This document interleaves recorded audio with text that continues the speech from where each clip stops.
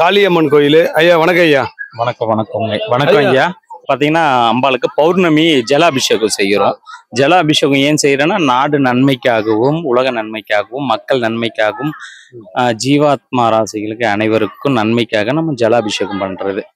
வருஷம் வருஷம் அம்பாளுக்கு ஜலாபிஷேகம் பண்ணா பெய்யாத மழையினாலும் பெய்யும், எல்லாருக்கும் ஒரு நன்மை. அந்த தீர்த்தத்தை கொண்டுட்டு போயிட்டு அவர்கள் வீட்டுல வந்து ஜலத்தை தெளிக்கும் போது சுபட்சமான காரியங்கள் நல்லபடியா நடக்கும், லட்சுமி கடாச்சாரமாக நடக்கும்ன்றது ஒரு ஐதீகமாக இந்த கோவில நடக்கப்படுது. இப்ப பௌர்ணமினாலே ஒரு பவர்னுவாங்க, என்ன பவர்? கண்டிப்பா பௌர்ணமினாவே உச்சகட்டமான பவர், காளி தேவின்னு சொல்லலாம். அந்த காளி தேவியாகப்பட்டவளுக்கு இந்த பௌர்ணமி நாள்ல நம்ம மிளகாயகம் நடத்துறது ரொம்ப விசேஷமாக.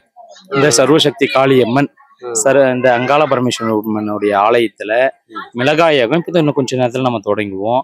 அந்த மிளகாயகம் நம்ம ஏன் பண்றோம்னா சீவன பிரச்சனை, மாந்திரிக பிரச்சனை அதெல்லாம் வந்து பாத்தீங்கன்னா அம்பாள் கிட்ட நிவர்த்தி ஆகும். கண்ணுக்கு தெரியாத சக்திகள் ஒண்ணு உண்டு, அந்த கண்ணுக்கு தெரியாத சக்திகள் அழிக்கிறதுக்கு யாகமே சிறந்தது. இப்ப ஆரம்பத்துல இந்த கோயில் எப்படி இருந்தது, இன்னைக்கு எப்படியா இருக்கு? ஆரம்பத்துல பாத்தீங்கன்னா இந்த கோவில் வந்து ஒன்றும் ரொம்ப பெரிய விஷயமா கிடையாது. அந்த கோவில் பாத்தீங்கன்னா ஒரு முள்பதாரா தான் இருந்தது. இங்க நாகமாக வாழ்ந்தது அம்பாள், புற்றாங்கன்னு தான். அந்த புற்றாங்கன்னுல இருந்து அப்புறம் அம்பாள் சொன்ன பிரகாரம் நான் வந்து பூமிக்குள்ள இருக்கேன், இந்த மாரி இந்த தோற்றத்துல அங்காள பரமேஸ்வரியாக உருவெடுக்கிறேன்னு சொல்லிட்டு அம்பாள் சொன்ன பிரகாரம் அந்த அப்போ நான் வந்து கொஞ்சம் கொஞ்சம் வழிபாடு பண்ணிட்டு வரேன். வழிபாடு பண்ணிட்டு வந்த பிறகுதான் இன்னைக்கு இந்த ஆலயம் பிரபலமாக உருவாச்சு. ஐயா இப்ப சர்ப்பம் வந்து ஆரம்ப காலத்துல இருந்தே இருக்கா, இப்போ இருக்கா? இப்பயும் இருக்கு. ஃபர்ஸ்ட் ஆரம்ப காலத்துல வெறும் புற்று தான் சொன்னேன் நானு, அந்த புற்றுங்கன்னு தான் இன்னைக்கும். அதுக்கப்புறம் பாத்தீங்கன்னா ஆலயங்கள் உருவாக்கிட்ட வந்து இன்னைக்கும் சர்ப்பங்கள் வந்துட்டு தான் இருக்கு. இங்க உலகத்தின் தான் இருக்கு. ஐயா சர்ப்பன்றது நாட்கள் ஆண்டுகள் சின்னதாகும், கண்டிப்பா குறையும் குறையும். அதோடைய நீட் பாத்தீங்கன்னா குறைஞ்சிட்டே இருக்கும். அத குறையருடைய நாகம் பாத்தீங்கன்னா தான் மாணிக்கமாக உருவாக்கப்பட்டது. அந்த அந்த பாத்தீங்கன்னா அப்புறம் மாணிக்கம் உருவாகும். அதுக்கு பாத்தீங்கன்னா ரெக்கைகள் எல்லாம் முளைய ஆரம்பிச்சிடும். ஆனா சில சபைகள் பாத்தீங்கன்னா கோவிலுடைய நாகம் டக்குன்னு யாருக்கும் கண்ணுக்கு தெரியாது, ஆலயத்துக்குள்ள மட்டுமே தெரிய ஆரம்பிக்கும். இப்ப இந்த இடத்துல நிறைய பெண்கள் கூட்டம் இருக்குது, இங்க வந்தவங்களுக்கு என்ன நடக்கும்? இங்க வந்தவங்களுக்கு நடக்கும்ல, எல்லாமே நடக்கும். அவங்களுக்கு ஒரு ஒரு பிரச்சனை இருக்கும்ல, அப்போ அவங்கவுங்க வேண்டி இருப்பாங்க. எனக்கு கல்யாணம் ஆகணும், திருமணம் ஆகணும், என் குடும்பத்துல கல்யாணம் ஆயிட்டு பிரச்சனையா இருக்கு அப்படின்னும் போதெல்லாம் பிரச்சனையாக வரவங்க தீர்வோட போவாங்க, மன நிம்மதியோட போக வேண்டியதான். முழு நம்பிக்கை இருக்கணும். மெயினா நான் என்ன சொல்றேன்னா தெய்வத்தை கிட்ட முழு நம்பிக்கை இருந்தா எல்லாமே முடிஞ்சு போச்சு இல்ல. இல்ல இப்போ சில பேர் வந்து அங்கிருந்து இந்த இது பால் குடம் எடுத்துன்னு வராங்க, தண்ணியை தலையில வச்சு எடுத்துன்னு வராங்க. அது எடுத்துன்னு வந்து அவங்களுக்கு என்ன நடக்கும்? எல்லாமே விரதமா இருந்துதான் எடுத்துட்டு வராங்க. விரதமா இருந்து, ஆமா விரதம் என்பது அவங்களுடைய காலையில இருந்து விரதமா இருந்து அந்த அம்பாளுக்கு நம்ம அபிஷேகம் பண்ண பிறகு அவங்க மனசு குளிரும். அப்போ அந்த அம்பாளுக்கு அபிஷேகம் பண்ண பிறகு அப்புறம் விரதத்தை முடிப்பாங்க. அதால நிறைய பலன் வரும்போது வேண்டிக்குவாங்க. இந்த காலில் செப்பல் இல்லாம இந்த வெயில்ல அந்த கலசத்தை கொண்டுட்டு வரும்போது ஒரு ஒரு நிமிஷமா அம்பாளை வேண்டுவாங்க. அம்மா என்னுடைய குறையெல்லாம் கஷ்டப்பட்டால் மட்டுமே தீரும். அடிப்படுற கல்லு தான் அம்பாள் கருவறையில உட்கார்றா, அடி தாங்காத கல்லு பாத்தீங்கன்னா கால் மெதியறியில் தான் இருக்கா. அது போல ஒரு ஒரு கஷ்டம் படுற மனிதனும் கண்டிப்பாக உழைப்பில் மேல வரும். இப்ப இங்க எவ்வளவு பேர் வருவாங்கன்னு எதிர்பார்த்தீங்க?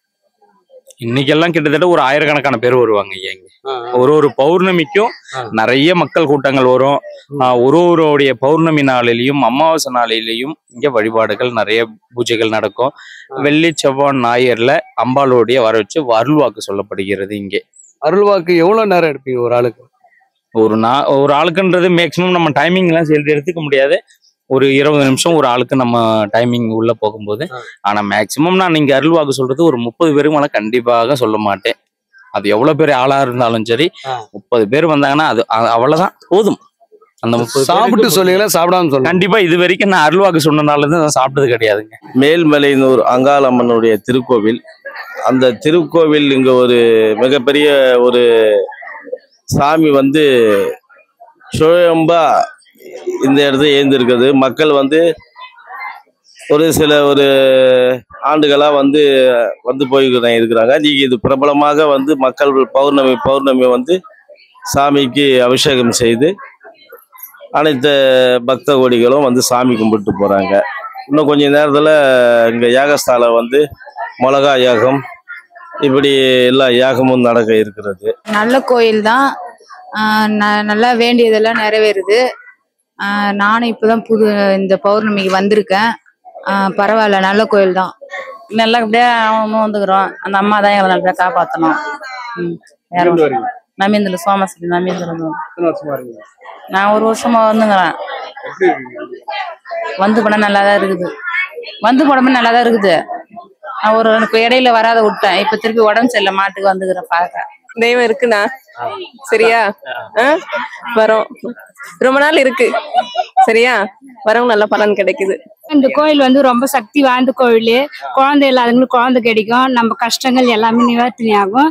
இந்த கோயிலுக்கு வந்தா எல்லா வேண்டுதலும் நிறைவேறும். நல்லா இருக்கலாம் சொல்லணும். சுமார் எனக்கு தெரிஞ்சு ஒரு 7-8 வருஷமா இருக்கு சார். 7 வருஷத்துக்கு முன்னாடி எனக்கு தெரிஞ்சு 7-8 வருஷமா இருக்கு. இவங்க வந்து அங்காளம்மன் கோயில் ட்ரஸ்ட் மூலயமா வந்து தையல் கிளாஸ் சொல்லி தராங்க. அமாவாசை அப்ப கோயிலுக்கு வராங்க, பௌர்ணமி அப்ப வராங்க, ஞாயிற்றுக்கிழமை வெள்ளிக்கிழமை அந்த மாதிரி குழந்தை இல்லாதவங்க, அப்புறம் கல்யாணம் ஆகாதவங்க, குடும்பத்துல நிறைய கஷ்டங்கள் இருக்கு சார். என்ன வந்தாலும் இங்க வந்து நிவர்த்தி ஆகுதுன்றது ஒரு இது இருக்கு சார். உங்க வாழ்க்கையில மாற்றங்கள் இருக்குது எப்படின்னு சொல்லுங்க. கோவிலுக்கு வந்தா ரொம்ப நல்லா இருக்குங்க சார். பௌர்ணமிக்கு எப்பவுமே பூஜை இருக்கு, அமாவாசைக்கும் பூஜை இருக்கு, பௌர்ணமி பூஜை எல்லாமே அட்டன் பண்றோம். எல்லாமே எல்லாருக்குமே நல்லா இருக்கு. வாழ்க்கையில கஷ்டம்னு வந்தா அது எல்லாமே இங்க வந்தா சரியாயிடுது. தெரிஞ்சவங்க எல்லாருமே வருவாங்க சார். நாங்க போய் சொன்னா இன்னும் 4 பேர் அவங்க வருவாங்க. வெள்ளிக்கிழமை, பௌர்ணமி, செவ்வாய்க்கிழமை, ஞாயிற்றுக்கிழமை. என் குடும்பத்துல கஷ்டம் இருக்குது, பல தொழில் இருக்கு. அதுக்காக நாங்க கோயிலுக்கு வந்திருக்கிறோம். அப்புறம் குழந்தை இல்லாத விஷயத்துக்கு வந்துருக்கோம், கல்யாணம் ஆகாத இருக்கிறதுக்கு வந்திருக்கிறோம். எல்லா கஷ்டமும் போகணும்னு நாங்க வந்திருக்கோம் நம்ம காளியம்மன் கோயிலுக்கு ஆலயத்துக்கு. கல்யாணம் எத்தனை மாசத்துல நடந்துருக்கு?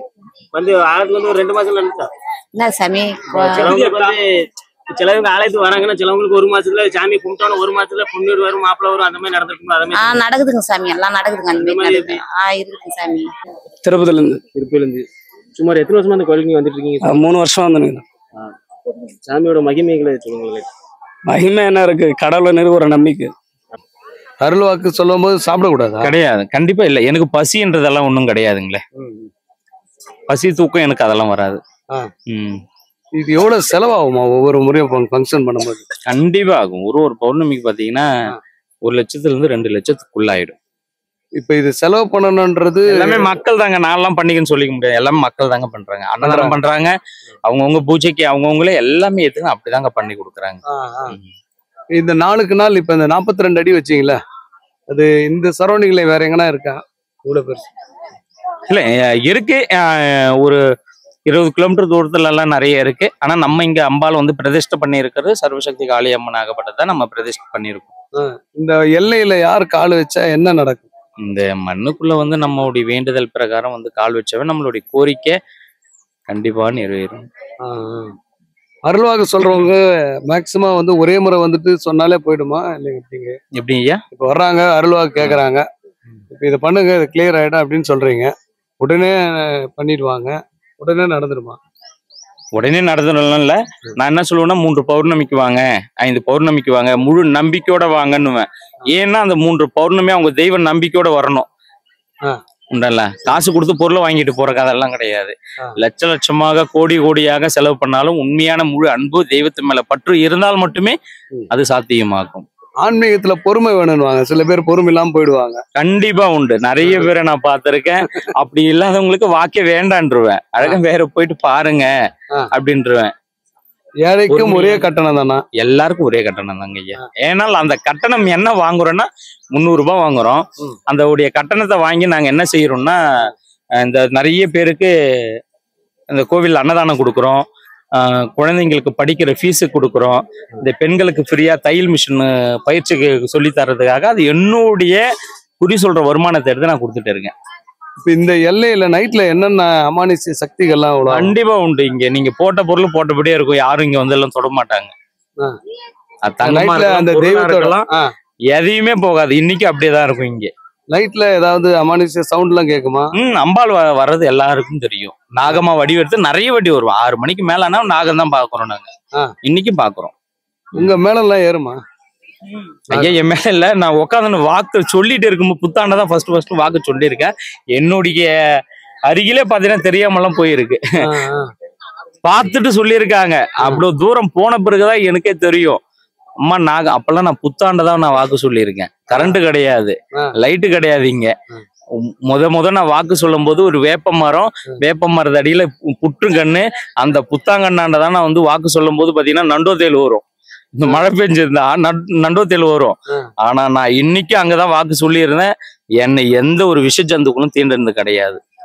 அதே பக்கத்துல இன்னைக்கு ரூம்பா அமைச்சு வனபத்திரகாளியை உள்ள வச்சு அருள் வாக்கு சொல்லிட்டு இருக்கேன். நீங்க வந்து அத்தனை பேருக்கு அருள் வாக்கு சொல்லுவீங்களா இல்ல எப்படிங்க? இன்னைக்கு வந்து பாத்தீங்கன்னா ஒரு 30 டோக்கன் போட்டு வச்சிருப்பாங்க. இன்னைக்கு அந்த 30 பேருக்கு சொல்லும் போது 30 பேருக்கு அருள் வாக்கு உண்டு. ஆரம்ப காலத்துல இருந்தே அருள் வாக்கு சொல்றீங்க. என்ன வயசுல இருந்து தொடங்குனீங்க? என்னுடைய ஆன்மீக பணி பாத்தீங்கன்னா நான் ஒரு 19 வயசுலயே தொடங்கிட்டேன். எனக்கு வந்து ஒரு 18 வயசுலாம் கல்யாணம் திருமணம் ஆயிடுச்சு. 18, 19 வாழ்க்கையில என்னுடைய வாழ்க்கை முடிச்சுட்டு அது பிரகாரம் பாத்தீங்கன்னா ஒரு 19 வயசுல இருந்து நான் ஆன்மீகத்துக்குள்ள முழுமையா இறங்கிட்டேன். ஆனா குடும்பத்துல இருக்கிறீங்க? குடும்ப வாழ்க்கையில இருக்கேன் நான். இது துறவி எல்லாம் கிடையாது? அப்படியெல்லாம் கிடையாது. வீட்டுக்கு போனா வீட்டுல எல்லாருக்கிட்டையும் எப்படி பேசணும், அன்பா இருப்பேன். தெய்வத்து ஆலயத்துக்குள்ள வந்தா ஏன் நான் இவ்வளவு பெரிய ஆலயம் கட்டலையா? குடும்ப வாழ்க்கையில இருந்து தான் நான் சன்னியாசி வாழ்க்கையெல்லாம் எடுக்கலையே. போட்டி பொறாமைகள் உண்டா இந்த தொழில்? எல்லாம் நிறைய உண்டு. என்கிட்ட யாரும் வர மாட்டாங்க. உங்களை ஒண்ணுமே எல்லாம் பண்றதுக்கு பண்ண முடியுமா? என் அம்பாலே எடுக்க இருக்கு. அதால யாராலையும் நான் பயப்படவும் மாட்டேன். யாருக்கும் பயம் பட மாட்டேன். என் பின்னாடி அம்மா இருக்கா ஒரே விஷயமா, அதை நினைச்சுக்கோ. நான் இப்போ இந்த ஆன்மீகத்துக்கு வந்ததுக்கு அப்புறம் முகமே தெரிய ஆட்கள்லாம் பழக்கமானாங்களா? நிறைய பேருங்க உண்டுங்க ஐயா. நிறைய பேருங்க இந்த ஆன்மீகத்துக்குள்ள வந்து நிறைய அரசியல்வாதிகளை பார்த்துருக்கேன், நிறைய விஎப்சிங்கெல்லாம் பார்த்துருக்கேன், நிறைய அறிமுகங்கள்லாம் உண்டு. எனக்கு இன்னைக்கும் நான் போறேன்னா சங்கர் சுவாமிகள் வராங்க அப்படின்ற ஒரு மரியாதை தனிப்பட்டதாக உண்டு. என்னுடைய வயசுல கிட்டத்தட்ட பார்த்தீங்கன்னா ஒரு 23 கல்யாணம் நான் பண்ணி கொடுத்துருக்கேன்.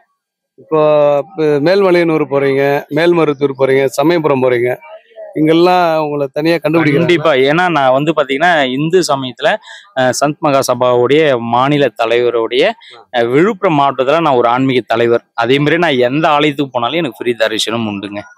மலையனூரா சரி, திருவண்ணாமலையும் சரி, பெரிய பெரிய கோவில்ல எங்க போனாலும் நான் வரேன்னு சொன்னாவே எனக்கு பாதுகாப்பு இருக்கு. இன்னைக்கும் உங்களோட தொடர்புல இருக்கிறவங்க யாரு ஆரம்பத்துல இருந்து இருந்தவங்க? இன்னைக்கு பார்த்தீங்கன்னா நிறைய பேர் இருக்காங்க. பெங்களூர்காரெல்லாம் நிறைய இருக்காங்க. எனக்கு இந்த ஆலயத்தை உருவாக்கி கொடுத்தவங்க பார்த்தீங்கன்னா பெங்களூர். அவரு சாதாரண ஒரு மேஸ்திரி தான். அவர் பேர் ரங்கா. அவர் பார்த்தீங்கன்னா எனக்கு நிறைய ஒரு சப்போர்ட் பார்த்தீங்கன்னா எனக்கு நிறைய கொடுத்தாரு.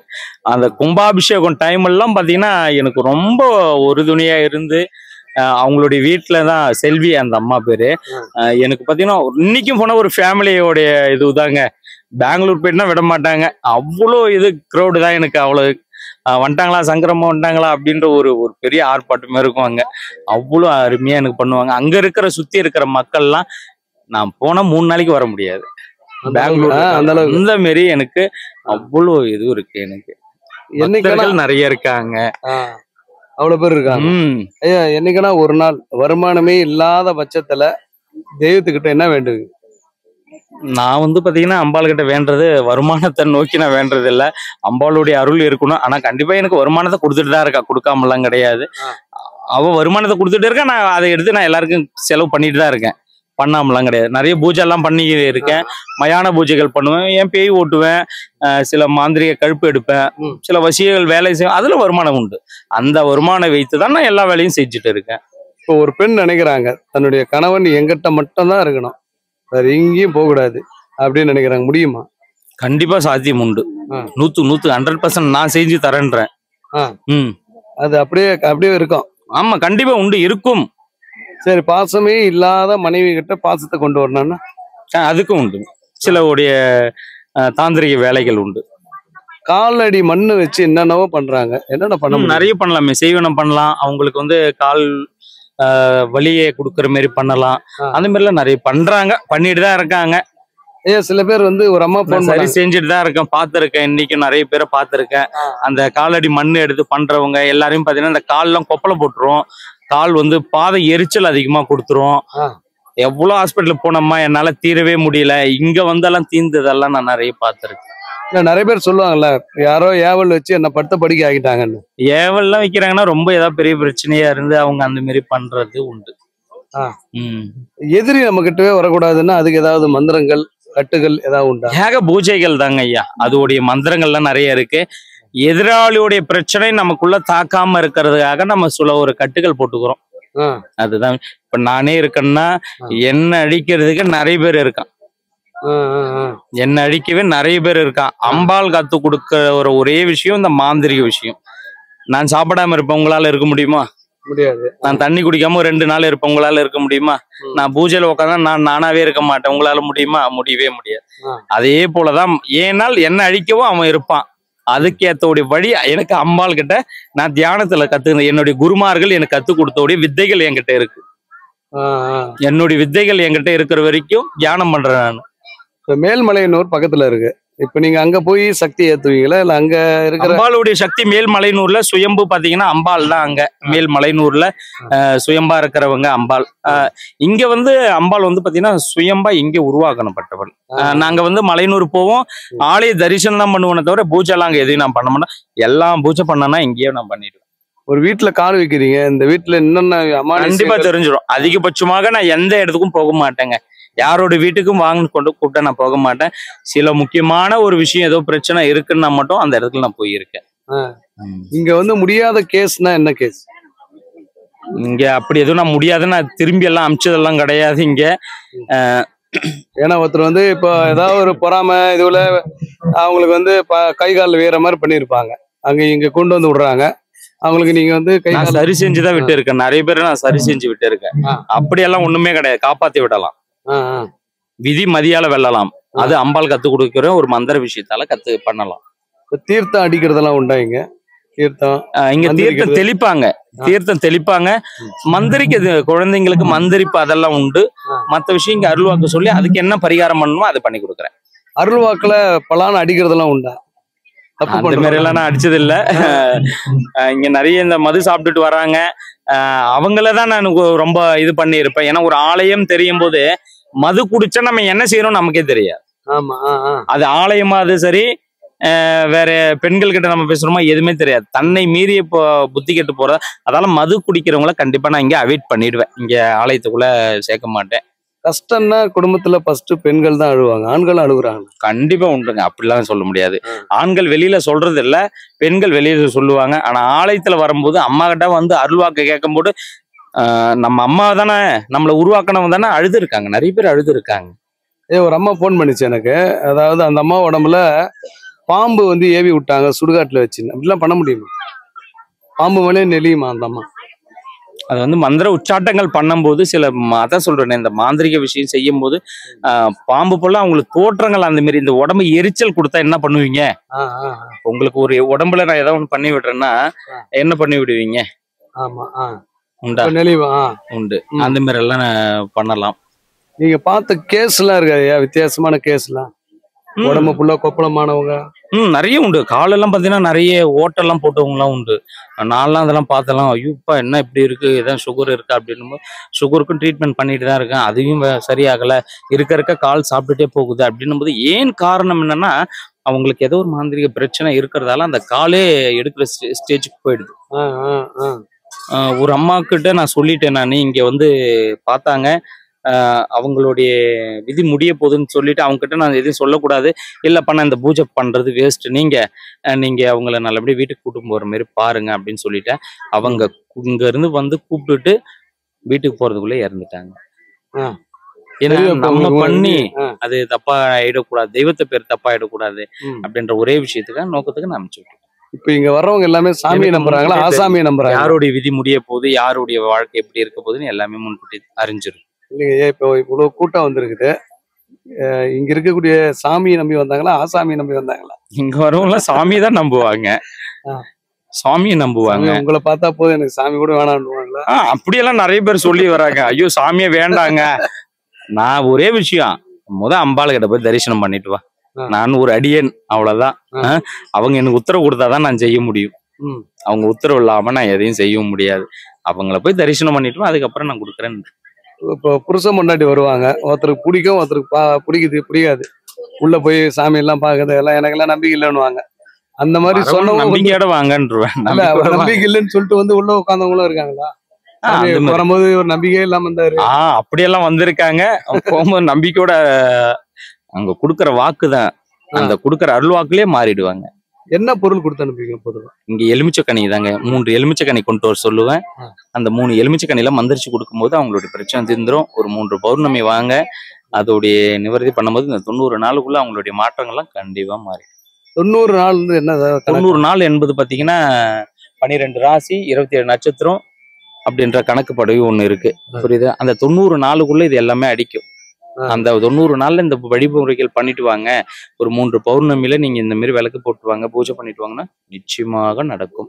பரிகாரமே ஒரு மனுஷனை ஆட்கொண்டு வழி நடத்தும். ஒரு ஆன்மீகம் தான் ஒரு மனுஷனை வழி நடத்துறது. டெய்லியும் அருள்வாக்கு உண்டா இங்க? இங்க வெள்ளி செவ்வாய் ஞாயிறு டெய்லி எல்லாம் சொல்ல மாட்டாங்க. வெள்ளிக்கிழமை செவ்வாய்க்கிழமை. சாமி தெரியாம வந்துட்டேன் நானு, கொஞ்சம் சொல்லுங்கண்ணா. இல்ல ஐயா, கண்டிப்பா இல்ல, மறுநாள் தான். அதாவது வெள்ளி செவ்வாய், வெள்ளிக்கிழமை செவ்வாய்க்கிழமை ஞாயிற்றுக்கிழமை. அம்பாளுடைய இது பாத்தீங்கன்னா ஒரு சிலையா 2 சிலையா இல்ல, அவ்வளவு அருமையான சிலை இருக்கு. எல்லாமே சொல்லட்டுங்களா? சொல்லுங்க என்னென்ன சிலை இருக்கு இங்க பாத்தீங்கன்னா? அம்பாள் பாத்தீங்கன்னா கல் விக்கிரமாகப்பட்டவள் காளி தேவி, 2வது பட்டவள் வனபத்ரகாளி, 3வது பாத்தீங்கன்னா அம்பாளுடைய சரஸ்வதி ரூபத்துல வச்சிருக்கோம். அதுக்கப்புறம் லட்சுமி, அதுக்கப்புறம் பாத்தீங்கன்னா அம்பாளுடைய ரூபத்துல இந்த மேல் சமயபுரம் சொல்லுவோம், சமயபுரம் மாரியம்மன். அதுக்கப்புறம் பொள்ளாச்சியில வாழ்கின்ற அம்பாள், பொள்ளாச்சியில இருக்கிறவுடைய தெய்வங்கள் பாத்தீங்கன்னா வனபத்ரகாளியுடைய அவதாரமாகப்பட்டது நிசாசன்னியுடைய உடல் கிடைக்கிற போல வச்சிருப்போம். அது பிரகாரம் பாத்தீங்கன்னா பாவாடராயன், காத்தோராயன், வீரபத்திரன், அது பாத்தீங்கன்னா மயான காளி, இந்த கிழக்கு நோக்கி பார்த்து பார்த்தீங்கன்னா மயான காளி வச்சிருப்போம். அதுக்கப்புறம் பாத்தீங்கன்னா கால பைரவர், அதுக்கப்புறம் பாத்தீங்கன்னா அத்தனார் ஈஸ்வரர், அதுக்கப்புறம் பாத்தீங்கன்னா வராகி அம்மன், அதுக்கப்புறம் பாத்தீங்கன்னா பிரித்திங்கரா தேவி, அதுக்கப்புறம் குரத்தி அம்மன், ஏழுமலையான்னு சொல்லப்படுகிற திருப்பதிக்கு போனா ஏழுமலையான வழிபாடு பண்ணலாம். இங்க வந்தா அவருடைய கிருஷ்ண பரமாத்மாவுடைய சிலையை வழிபாடு பண்ணியிருக்கோம். நரசிம்ம சுவாமி அப்படின்னு சொல்ற நரசிம்ம சுவாமியை வச்சிருக்கோம். இங்க எல்லாவுடைய தெய்வங்களும் இங்க வழிபாடுகள் உண்டு. இங்க கடைசியா வடக்க பார்த்த மாதிரி மெல்லாந்த படுத்த மாதிரி பெரிய நாயகி அம்மன் படுத்துட்டு இருக்காங்க. எல்லா தெய்வத்துக்கும் பூஜை பண்ணியே ஆகணுமா? கண்டிப்பா என்னுடைய பணி, இறை பணி இதுதாங்க. எனக்கு காலையில எத்தனை மணிக்கு ஆரம்பிப்பீங்க? காலையில நான் கரெக்டா பாத்தீங்கன்னா 6 மணிக்கு ஆரம்பிச்சுன்னா எனக்கு முடிக்கிறது 10 மணி ஆயிடும். எல்லா தெய்வத்துக்கும் வேலையை முடிச்சுட்டு தான் அடுத்த வேலையை நான் எதுவுமே போவேன். செலவு வச்சுட்டு பூஜை பண்ணாம இருக்கவே கூடாது. கண்டிப்பா இருக்கக்கூடாது. என் கூட பணி செய்யறதுக்கு 3 பேர் வச்சிருக்கேன். நீங்க ஒருவேளை வெளியூர் போயிட்டீங்கன்னா? ஆனா அம்பாளுக்கு இந்த பூஜை பண்ணிட்டு தான் நான் வெளியில எங்க கால் வச்சாலும் வைப்பேனே தவிர அவ்வளவு சீக்கிரம் நான் கிளம்ப மாட்டேன். அப்படி நான் போகணும்னா என்னுடைய அம்மா இருக்காங்க, என்னுடைய அம்மா தான் எல்லாமே பாத்துக்குவாங்க. இங்க சிறப்புங்க. இதை பாக்குற மக்கள் எதுக்காக உங்களை பார்க்க வரணும்னு சொல்லுங்க. என்ன பார்க்க வரணும்னா உங்களுடைய பிரச்சனைகள் என்னவென்று இங்க சொல்லாமையே சொல்லிடுவேன். அவர்களுக்கு தேவையானோடைய பிரச்சனை நிறைய இருக்கும். இந்த ஆலயத்துடைய மகிமை என்னன்னா, இந்த பௌர்ணமி நாள்ல நம்ம இந்த ஆலயத்துல வந்து கால் வச்சு மிளகாய் ஏகம் பண்ணிட்டு போனாவே அவர்கள் பிரச்சனை தீந்துரும். செய்வன பிரச்சனை இருக்கும், மாந்திரிக பிரச்சனை இருக்கும், குடும்ப பிரச்சனை இருக்கும். என் பிள்ளை படிக்கவே இல்லை, ஐயோ என் பிள்ளை நல்லபடியா டாக்டர் சீட்டு கிடைக்கணும், என் பிள்ளை நல்லா மேல ஏறணும், என் குடும்பம் நிறைய கஷ்டமா இருக்கு, பக்கத்து வீட்டுக்கு அண்ணன் பிரச்சனையா இருக்கு, இதெல்லாம் நிவர்த்தி பண்ணா அம்பாள் கிட்ட. ஏன் காரணம் என்னன்னா, இவ்வளவு தெய்வங்கள் நான் இங்க வச்சு வழிபாடு பண்ற காரணம்னா எல்லாவுடைய சக்தி ஒரே நேரத்துல கிடைக்கின்ற ஒரே ஐதீகம் தான் இங்க. ஒரு சுவாமி 2 தெய்வங்கள் இல்ல, எல்லாம் ஒரே தெய்வம் காளி தான். ஆனால் அத்தனை காளையும் இங்க வச்சு வழிபாடு பண்ணா அவ்வளவு வைப்ரேஷன். இந்த சிலை வச்சதுக்கு அப்புறம் என்ன பவர் இங்க ஏறி இருக்கு ஐயா? இது பாத்தீங்கன்னா பெங்களூர் தான் எனக்கு கட்டி கொடுத்தாங்க. அந்த கல் விக்கிரகம் பாத்தீங்கன்னா எனக்கு ஒரு போலீஸ்காரு எடுத்து கொடுத்தாரு.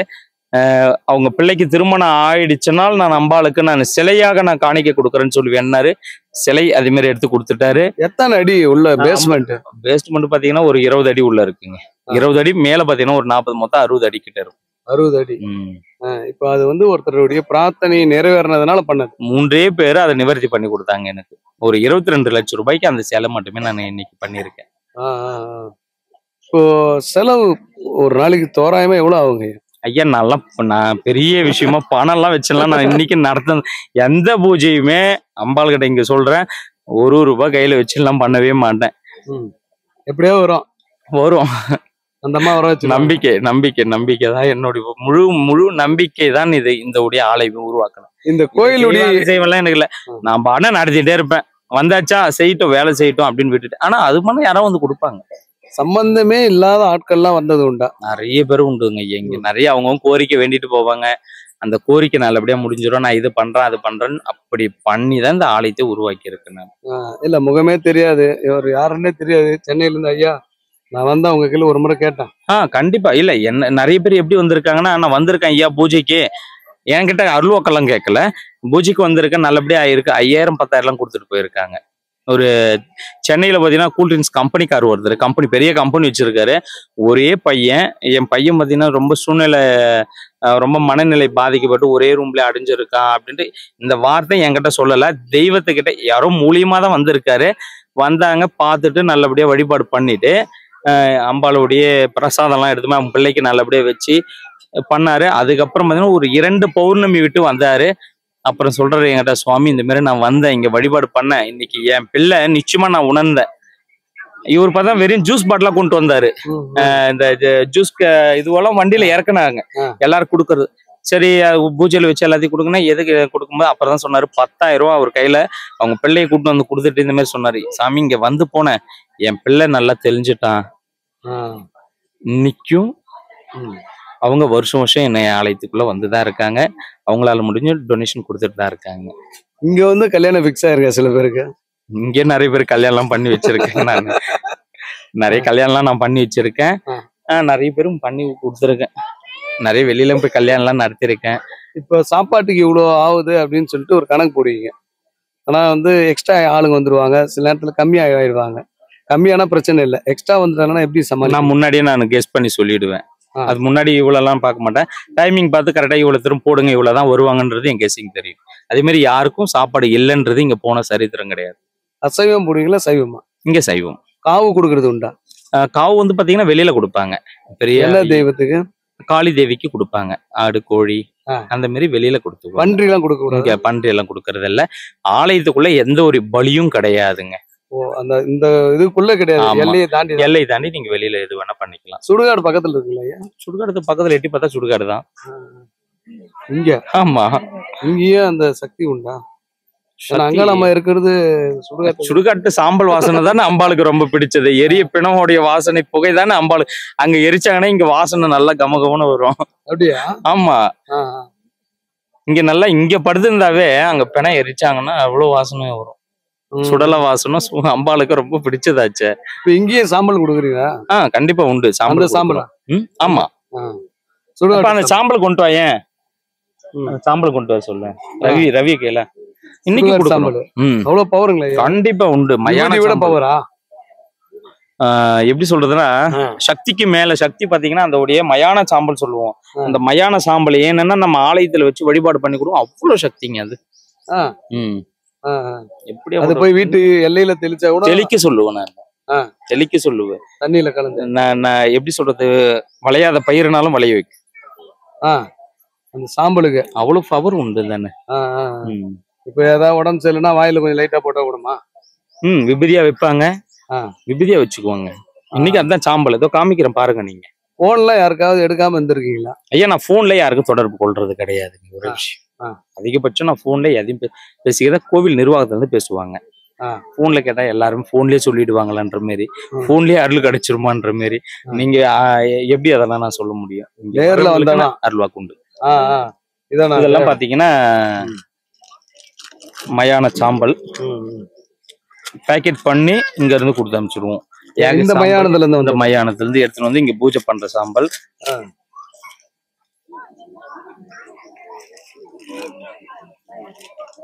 இது வந்து சுடுகாட்டு சாம்பல். சுடுகாட்டு சாம்பல் இது வந்து விளையாத விஷயத்தை கூட எல்லாமே செய்யுது.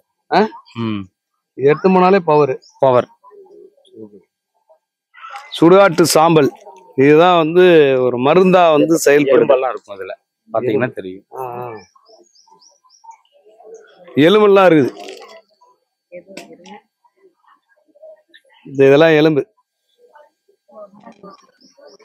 மேல்மலையனூர்ல ஃபுல்லா மேல்மலையனூர்ல இதுதாங்க கொடுக்குறாங்க. மேல்மலையனூர்ல குடுக்குறாங்களோ இல்லையோ, அதோடைய மயானத்துல எடுத்து பட்ட போடாம யாரும் போக மாட்டாங்க. சுடுகாட்டுனால ஒரு பயம் இருக்குல்ல எல்லாரும்? சுடுகாட்டுல பயம், அம்பாள் உட்கார்ந்து இருக்கிற சுடுகாட்டுல பயம் கிடையாது. சுடுகாட்டுல பயம் எல்லாம் கிடையாது. சுடுகாட்டுல உட்கார்ந்து பூஜை பண்றதெல்லாம் நிறைய எல்லாம் நான் பண்ணிருக்கேங்க ஐயா, நிறைய பூஜை பண்ணிருக்கேன். சுடுகாட்டுல ஒத்துக்குறாங்களா? சில சுடுகாட்டுல சில சுடுகாட்டுலாம் போக மாட்டோம். எங்களுடைய ஆலயத்துல நோக்கி இருக்கிற சுடுகாட்டு மட்டும் தான் நான் பூஜை பண்ணியிருக்கேன். பிணத்து மலை ஏறி உட்காந்து சில பேர் பூஜை பண்றாங்க, நீங்க எப்படி? பண்ணியிருக்காங்க. அகோரிகள்லாம் நிறைய அகோரி தீட்சை எல்லாம் எடுத்து பண்ணிக்கிறதெல்லாம் வந்து அந்த மாதிரி நான் எதுவும் பண்ணதில்ல. நான் வந்து மயான பூஜை எரி மேடையில நான் பூஜை பண்ணியிருக்கேன். எரிக்கிற மேடையில், ஏன்னா சக்தி பார்த்தீங்கன்னா எரியிற மேடைக்குள்ள நிறைய சக்தி உண்டு. ஏன்னா சில பேர் சுடுகாட்டு சாம்பல் இருந்தா கூட வீட்டுக்கு வெளியில தான் வைப்பாங்கல்ல, அஸ்தின்னு வாங்கல்ல, வீட்டுக்குள்ள எடுத்துட்டு வர மாட்டாங்க. தன்னுடைய அவங்களுடைய அஸ்தின்றது அது வேற. இங்க வரும்போது, இங்க இருந்து வரும்போது இது ஒரு விபூதி பிரசாதமா மாறிடுது. இப்ப அஸ்திலையும் இதே மாதிரி தானே கொடுப்பாங்க? ஆமா, அதேதான், இதேதான். இது வந்து வீட்டுக்கு வெளியில தான் வைக்கிறாங்க. இதுல நம்ம சில பொருள் எல்லாம் ஆட் பண்ணுவோம். இந்த வெறும் சாம்பல் வருதுன்னா அந்த சாம்பல் கூட சில பொருட்கள்லாம் நம்ம ஆட் பண்ணி தான் கொடுக்குறோம். அது வந்து இதுவாக கொடுப்பீங்க, ஒரு மருந்தா தான் கொடுக்குறேன். தீராத பிரச்சனைக்கு தீர்க்க வேண்டிய மருந்து இதுதான். அது எல்லாருக்கும் கொடுக்கறது இல்ல, அந்த பிரச்சனை இருக்கிறவங்களுக்கு கணிச்சுதான் கொடுக்கறது. பொது வாழ்க்கையில நிறைய விமர்சனங்கள்லாம் இருக்கும், உங்களுக்கு எப்படி? கண்டிப்பா அந்த மாதிரி எல்லாம் உண்டு. நிறைய கிண்டல். என்ன யாரும் இது வரைக்கும் கேலி கிண்டலுக்கெல்லாம் பண்ணதில்லை.